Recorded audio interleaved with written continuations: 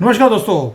ये जो पाकिस्तान के साथ हमारा ऑपरेशन सिंदूर था, उसमें आपने एक बड़ी अजीब सी चीज़ देखी होगी कि जो बलूचिस्तान के लोग थे वो बार बार बोल रहे थे मोदी जी को, मोदी जी आप जो काम कर रहे हैं पाकिस्तान के खिलाफ वो बहुत बढ़िया है, अब हमें भी थोड़ी सी पुश अगर और दे देंगे हम लिबरेट हो जाएंगे, आपको हम प्रधानमंत्री बना सकते हैं बलूचिस्तान का। They want to become part of Bharat. और बलूचिस्तान की जो ये मांग है मोदी जी भूले नहीं है, एंड ही नोज कि ये बलूचिस्तान भारत का लॉस्ट फ्रंटियर है और मोदी जी इसको रिवाइव करने वाले हैं, क्योंकि हमारे बॉन्ड्स जो बलूचिस्तान के लोग हैं उनके साथ बहुत पुराने हैं। और इसके साथ साथ हम जो पाकिस्तान का और चाइना का जो एक नेक्सस है, जो इन्होंने एक गठबंधन किया हुआ है बलोचियों को दबाने का, उसको भी हम काउंटर कर सकते हैं। वो सारा समझाऊंगा कैसे। दोस्तों, आपको लगेगा कि बलूचिस्तान एक ऐसा लैंड है जो पाकिस्तान के अत्याचार के नीचे वो दबा हुआ है, उनका खून बह रहा है वहाँ पर अंडर पाकिस्तान आर्मी। लेकिन एक टाइम ऐसा था जब ये इंडियन सिविलाइजेशन का मेन गेटवे होता था। आपको पता भी नहीं होगा कि बलूचिस्तान ये सिर्फ कोई ग्वादर या गैस वहाँ पे मिलती है उसके लिए जाना नहीं जाता। हमारे रूट्स हैं ग्वादर के साथ, ये बलूचिस्तान के साथ, हमारे भाई हैं वो। और ये एक अनफिनिश्ड मिशन है जो मोदी जी पूरा करेंगे। मैं क्यों बोल रहा हूँ बार बार, ये चीज़ हमें समझनी चाहिए हमारे भारतीयों को कि बलूचिस्तान हमारे लिए इम्पोर्टेंट क्यों है, क्योंकि हमारी सिविलाइजेशन के जो रूट्स हैं वो जाते हैं बलूचिस्तान में। मेहरगढ़ है, इसको जाना जाता था। और long before the borders were drawn, यानी कि जो नेहरू ने जो गलतियाँ करी थी, हमारी देश की हिस्ट्री को बर्बाद करके रख दिया, उस बलूचिस्तान के लोगों ने उस वक्त भी बोला था कि हम भारत का पार्ट बनना चाहते हैं, लेकिन नेहरू ने नहीं होने दिया, क्योंकि उससे भारत और स्ट्रांग हो जाता, पाकिस्तान वीक हो जाता। मोहम्मद नेहरू ने मना कर दिया। क्यों? क्योंकि बलूचिस्तान हमारा था स्पिरिचुअली, कल्चरली और strategically. They were always part of us.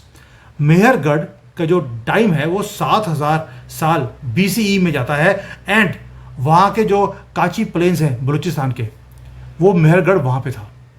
ये ओल्डेस्ट सिविलाइजेशन है, इवन कि इंदस वैली सिविलाइजेशन से भी पहले की ये सिविलाइजेशन है।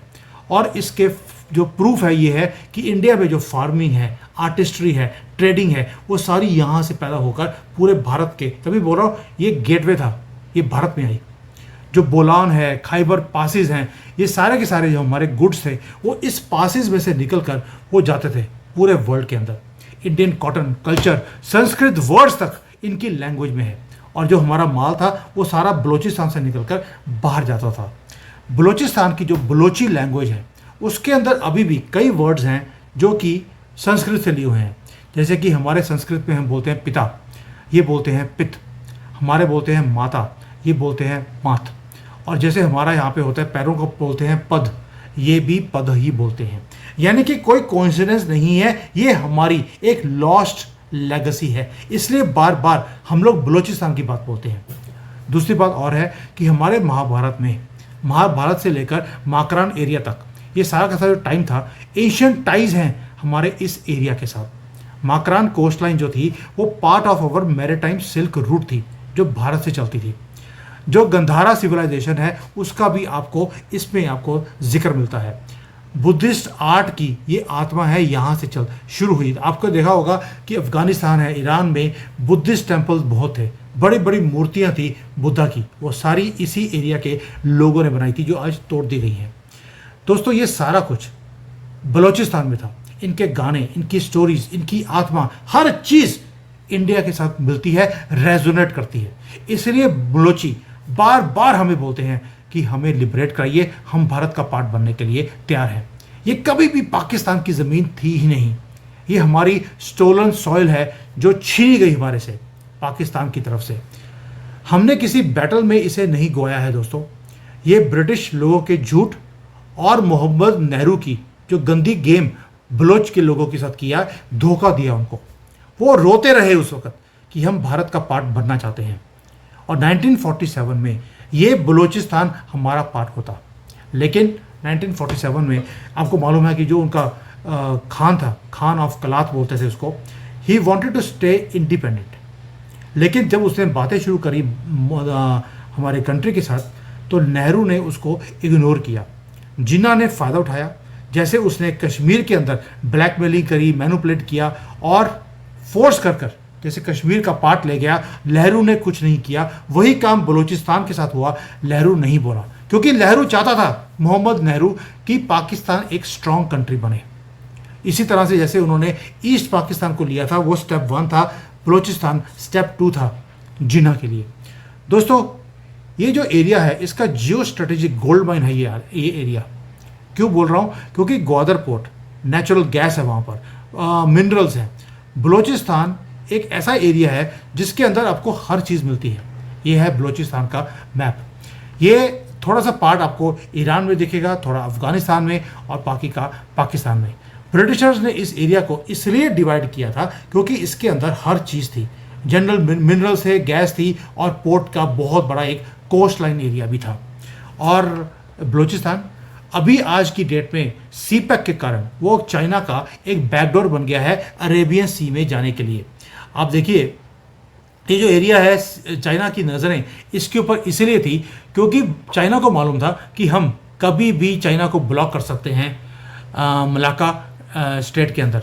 इसलिए उन्होंने एक रूट बनाया था, ये वाला पूरा का पूरा हाईवेज का, जो निकलता है चाइना से और ख़त्म होता है ग्वादर में जाकर, ताकि अगर हम कभी भी मलाक्का स्ट्रेट में चाइना के रूट्स को बंद करते हैं इंडियन ओशन में, तो वो यहाँ से अपने तेल को, अपने सामान को, वो अरेबियन सी से निकल के वो अपने चाइना तक लेके जा सकते थे।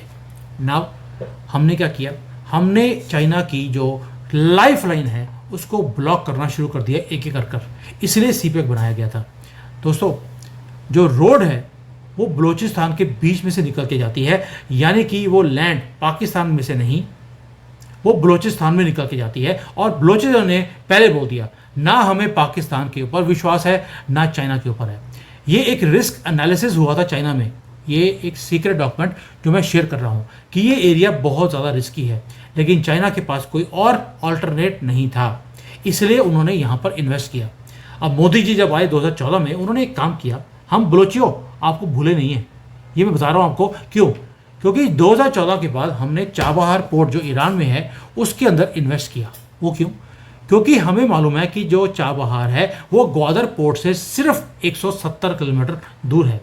ये देखिए, सिर्फ 170 किलोमीटर दूर, और वहाँ पर भारत बैठा है, यूएसए बैठा है, और ईरान भी चाहता है कि वहाँ बैठकर वो ग्वादर पोर्ट को वो नज़र रखें, चाइना के ऊपर भी और पाकिस्तान के ऊपर भी। दोस्तों, जो बलोच हैं, जो बलोच लोग अपने फ्रीडम फाइटिंग के लिए वो लड़ रहे हैं, वो लड़ रहे हैं एक तो चाइना की आर्मी के साथ। वो कैसे लड़ रहे हैं? वो लड़ रहे हैं सीपैक की जो गैस लाइंस है उसको तोड़ दिया। वो चाइनीज़ ऑक्यूपेशन को लड़ रहे हैं, वहाँ पे चाइनीज़ को मारा जाता है। और हम भी आराम से देख रहे हैं पॉपकॉर्न लगाकर कि बलोचियों को कैसे सपोर्ट किया जाए, क्योंकि हमारे अजीत डोभाल जी ने एक बार बोल दिया था कि अगर कभी भी हमारे ऊपर अटैक हुआ तो बलूचिस्तान आप लूज़ कर जाएंगे। पाकिस्तान को मालूम है कि बलूचिस्तान उनके हाथ से निकलता जा रहा है, वो स्लिप करता जा रहा है, इसलिए बलूचियों को पकड़ पकड़ कर बेरहमी से वहाँ पर मारा जा रहा है। लेकिन बलूचिस्तान को मालूम है कि उनका ये जो खून है जो बहा रहे हैं वो रंग लगाएगा एक दिन।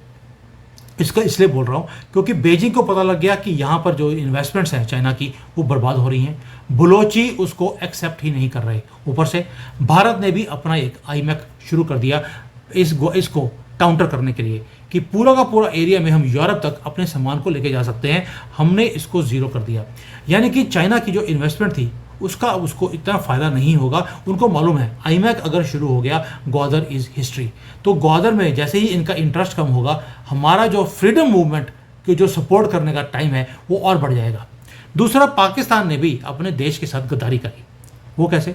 उन्होंने जो $60 बिलियन चाइना से लिए थे कि हम ग्वादर तक रोड्स बनाएंगे, ये बड़ा बड़ा नेटवर्क के उन्होंने वीडियोज बना के दिखाई थी अपनी गवर्नमेंट को। और यहाँ पे तो इवन की जो इनके जरदारी थे उन्होंने बोल दिया था कि ये एक हब बनने वाला है, ट्रेड हब।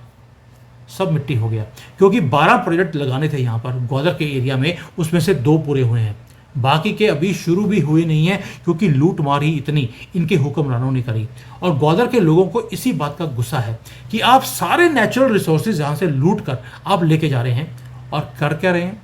भी आपको याद होगा असीम बाजवा इनके एक वो थे आर्मी चीफ। उन्होंने सीपैक में से और इस एरिया में से इतने पैसे कमाए कि आज फॉरेन कंट्री में उनकी ऑफशोर एसेट्स हैं, पिज़्ज़ा फ्रेंचाइजीज हैं उनकी। और इमरान खान को पता था कि ग्वादर में से बाजवा पैसे कमा रहा है, इसलिए इमरान खान ने सबसे पहले काम किया था, सीपैक को बंद किया था, क्योंकि उन्हें मालूम था कि चाइना का जो इतना बड़ा डेट है वो मैं पूरा नहीं कर सकता। इसलिए मैं हमेशा बोलता हूँ, पाकिस्तान के पास एक ढंग का प्रधानमंत्री आया था, इमरान खान। इन्होंने पकड़ के उसे जेल में कर दिया। अब चाइना ने क्या किया है, चाइना ने भी पॉज कर दिया है सीपैक को, यानी कि चाइना कभी चाहता ही नहीं था कि ये सीपैक कभी पूरा हो, ताकि वो ग्वादर के एरिया को अपने नाम पर कर ले। बलोच के जो लोग हैं वो जानते हैं, मोदी जी भी जानते हैं कि चाइना की नज़र पाकिस्तान में बलोच के एरिया के ऊपर है, इसलिए ये अब तिगड़ी लड़ाई चल रही है। बलोची भी लड़ रहे हैं, चाइना लड़ रहा है पाकिस्तान के साथ, क्योंकि वो कहता है मेरे पैसे अगर पूरे नहीं हुए तो मैं बलूचिस्तान ले जाऊंगा। और पाकिस्तान तो हमेशा ही एक कठपुतली बना रहा है जो अपनी लैंड को बेचता रहा। अभी उन्होंने सौदा बलूचिस्तान का भी कर लिया है, और उसको सौदा करने के बाद बलोच लोगों की आवाज़ को वहाँ पर दबाया जा रहा है, ताकि जो चाइना का लोन है वो ग्वादर का एरिया को सेल कर कर वो अपने लोन को पूरा कर देंगे और कोई भी मेहनत करने की ज़रूरत नहीं है। लेकिन उसमें आ गया मोदी जी। मोदी जी ने चाइना का और पाकिस्तान का दोनों की हवा निकाल दी। मोदी जी क्या कर रहे हैं, मोदी जी ने इस बार ऑपरेशन सिंदूर में दिखा दिया कि मैं प्रिसीशन स्ट्राइक कर सकता हूं, मेरे पास कैपेबिलिटी है। 1-2 फुट की दायरे में मुझे अगर कहीं भी हिट करना है मैं कर सकता हूं। हमने क्या किया, हमने टेरर लॉन्च पैड्स के ऊपर अगर स्ट्राइक किया है, साथ साथ में हमने सीपैक के हाईवेज के ऊपर भी हमने स्ट्राइक किया। यानी कि अब चाइना को मालूम है कि भारत उस गुस्से में बैठा है कि जहां पर वो चाइना की जो दादागिरी है बलूचिस्तान के ऊपर वो सहन नहीं करेगा। वो क्यों?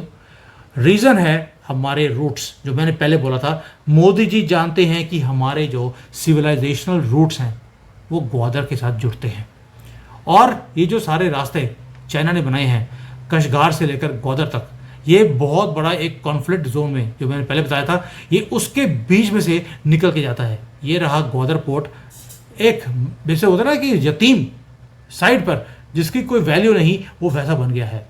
नेवी हमारी भारत की ऑलरेडी इस एरिया में घूम रही है। हमारे जो सारे के सारे चोक पॉइंट्स हैं हमने कंट्रोल कर लिए हैं। चाइना को मालूम है उसे भागना पड़ेगा। दोस्तों, ये जो मोदी जी अभी गेम खेल रहे हैं इस एरिया में, मैंने पहले भी एक वीडियो बनाया था, हमारी नज़र बलूचिस्तान के ऊपर पूरी है कि इनको सपोर्ट भी करनी पड़ेगी, हम सपोर्ट करेंगे, ताकि जो ये हमारा एक, जिसको 1947 की गलती बोलूँगा मोहम्मद लहरू की, जानबूझकर जो उसने करी, इसको सुधारने का अब मौका है हमारे पास। हम गेट कीपर हैं इंडियन ओशन के आज की डेट में। चाइना भी मानता है कि भारत की जो नेवी है वो पूरी की पूरी इस एरिया को वो भ्रमण कर रही है, और इसको हम कंट्रोल भी कर रहे हैं। और बलूचिस्तान का जो एरिया है वो हमारा एक, जिसको बोलते हैं फ्यूचर, हमारी ग्रोथ के लिए हमारा ये एरिया बन सकता है। दोस्तों, हमारी मॉरल भी ड्यूटी है, स्ट्रेटेजिक भी हमारी ज़रूरत है कि भारत को अब एक्ट करना पड़ेगा। ये जियो पॉलिटिक्स की बात नहीं है, ये सिविलाइजेशनल एक ड्यूटी भी है। बलोच हमारे भाई हैं, वो पाकिस्तान के गुलाम नहीं हैं। उनकी लैंग्वेज, उनका कल्चर, उनके गाने भी वो हमें रिमाइंड करवाते हैं, वो रो रहे हैं हमारे लिए कि आइए हम आपके साथ मिलना चाहते हैं। वो जो आज लड़ाई लड़ रहे हैं वो टेररिज्म नहीं है, वो फ्रीडम स्ट्रगल है एक बलूचिस्तान के लोगों की। और भारत अंडर मोदी वो रियलाइज़ करते हैं इस बात को कि भाई ये टाइम है इन बलूचिस्तान के लोगों के लिए बोलने के लिए, उन्हें सपोर्ट करने के लिए, और जो हमारी सिविलाइजेशनल यूनिटी है बलूचिस्तान के लिए वो रिस्टोर करने का अभी टाइम है। जो यंगस्टर्स हैं भारत के आज की डेट में, आपको जाकर हिस्ट्री पढ़नी पड़ेगी कि जो हमें गलत मुगलों की हिस्ट्री पढ़ाई गई वो हमारी हिस्ट्री नहीं है, वो थोपी गई है कांग्रेस की तरफ से, क्योंकि उनका डीएनए मुसलमानों का था। नेहरू खुद मोहम्मद थे, मोहम्मद नेहरू। तो ये जो सारी चीज़ें हैं जब आप पढ़ेंगे तो आपको पता लगेगा कि हमें बलूचिस्तान को इग्नोर नहीं करना चाहिए। जब हम चाइना और पाकिस्तान की हम बात करते हैं, दुनिया के लिए हो सकता है कि ये सिर्फ एक स्ट्रगल हो बलूचिस्तान की, लेकिन दुनिया को समझना पड़ेगा कि फ्रीडम ऑफ बलूचिस्तान जब होएगी तब एक ही काम होगा कि पूरे एशिया में आपको शांति आती हुई दिखाई देगी। क्योंकि भारत है, भारत की रोड सिक्योर फ्यूचर की वो तभी बनेगी जब ये रोड बलूचिस्तान के बीच में से होकर निकलेगी। और बलूचिस्तान मोदी जी को मालूम है ये लेना ज़रूरी है और वो लेकर रहेंगे। इसके लिए काम चालू है।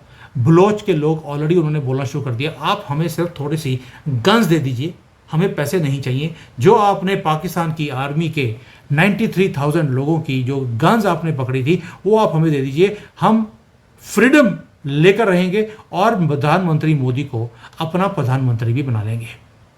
यानी कि उनका दिल रो रहा है, भारत के लोगों को पढ़ाया ही नहीं गया, इसलिए मैं ये वीडियो आपके लिए बनाई है ताकि आपको पता लगे कि बलूचिस्तान एक लैंड की लड़ाई नहीं है, ये हमारे कल्चरल जो गेटवे है ये उसकी लड़ाई है। और इसे लेना अब हमारा राज धर्म भी बन जाता है। I hope you will amplify this voice, please share with your people so that people know कि बलूचिस्तान कितना इंपॉर्टेंट है हमारी सिविलाइजेशन के लिए, हमारे देश की तरक्की के लिए, हमारे फ्यूचर के लिए। जब तक हम अपने रूट्स के साथ नहीं जुड़ेंगे तब तक हमारे देश की तरक्की नहीं हो सकती। इसे मैं अंत करूंगा एक लाइन से, जब कांग्रेस थी तो कभी भी हमारी तरक्की नहीं होती थी। रीज़न था उन्होंने हमें हमारे रूट से काट कर रख दिया, हमें पढ़ाया ही नहीं गया हमारा धर्म क्या है। जय श्री राम को बैन कर दिया था, लेकिन अल्लाह ये बकरी अल्लाह हलाला ये बोल सकते थे, लेकिन जय श्री राम नहीं बोल सकते थे। जब से मोदी जी आए हैं हमारे देश में आपने तरक्की देखी है। क्यों? क्योंकि हमने अपने एक्चुअल रूट्स के साथ हमने जुड़ना शुरू कर दिया। लोगों ने राम मंदिर देखा, उन्होंने काशी विश्वनाथ देखा, उन्होंने ये सारा कुछ होते हुए देखा, क्योंकि अब हम अपने रूट्स के साथ जुड़ते जा रहे हैं, तरक्की भी इस देश में होती जा रही है। हमारे देश की रूट्स बलूचिस्तान से शुरू होती हैं दोस्तों, वो लेना हमारे लिए इसलिए अति आवश्यक है। जिस दिन बलूचिस्तान आपके पास आ गया उस दिन आप देखेंगे you will become a global power in a second. और इसीलिए चाइना और पाकिस्तान दोनों इस चीज़ को नहीं होने देना चाहते, लेकिन मोदी जी हैं, मोदी है तो मुमकिन है, ऐसे ही नहीं बोला जाता। अब बलूचिस्तान के ऊपर हमारी नज़र पड़ गई है। मैं बार बार बलूचिस्तान की जो स्ट्रगल मूवमेंट है, जो फ्रीडम मूवमेंट है टू मीट विद भारत, जो 47 में भी उनकी तड़प यही थी, आज भी यही है। This is the time for Bharat to act and we will act very soon. Already काम शुरू हो गया है, बस 1 2 3 करना बाकी है। थैंक यू, जय हिंद, भारत माता की जय।